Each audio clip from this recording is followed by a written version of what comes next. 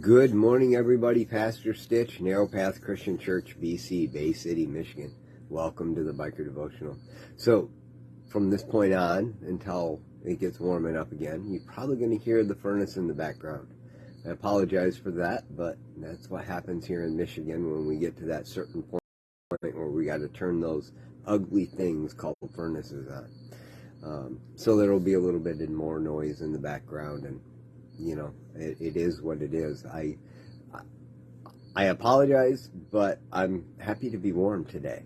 I'm grateful for having that furnace in my workshop so that I can come out here and spend time with the Lord and come to you and share with you, and then be able to head off to my regular day job.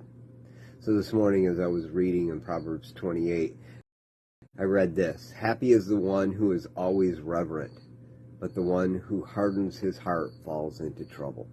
And as I was reading that this morning, I was thinking about the fact that, you know, we so often, you hear me say it constantly, you got to put your focus on God. And here Solomon drives that point home by saying the one who is always reverent, or the one who is always looking to God, is always putting God in the proper place in his life.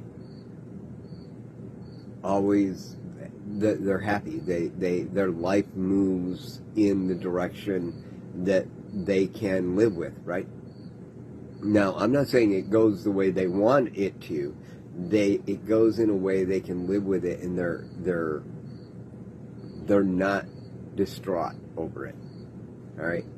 But the one who hardens his heart falls into trouble. And I can tell you that when disaster is falling down around you, when everything is going wrong, when nothing seems to be right, you can either have a sense of peace and can say, I'm happy, because you've got your focus on God, and you know that no matter what's happening right now, it's going to be working out perfectly for God's glory, right? Or you can be absolutely distressed and trying to take control. But almost always when you're distressed and trying to take control and get things steered in the right direction, it's because you've forgotten who God is. And you start thinking you're God. Now, I know you would never say those words out loud, but the reality is that's what you're saying. That's what I say every time that thing happens, right? And when I put God in his proper place, things always work out.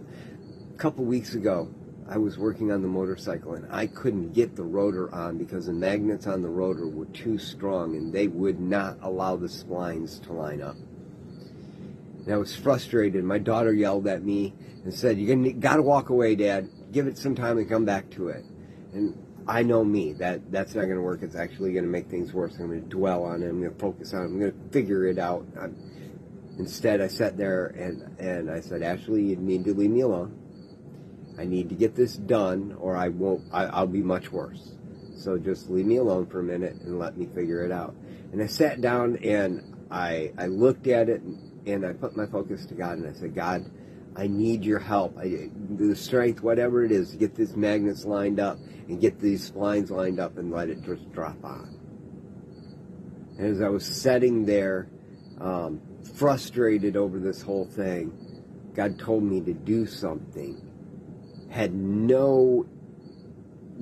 In any way was it part of my plan. It added several extra steps to the process.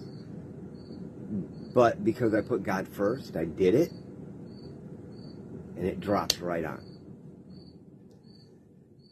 You see, that's the difference between being happy when I'm reverent and hardened when my heart's hardened. I just fall into trouble.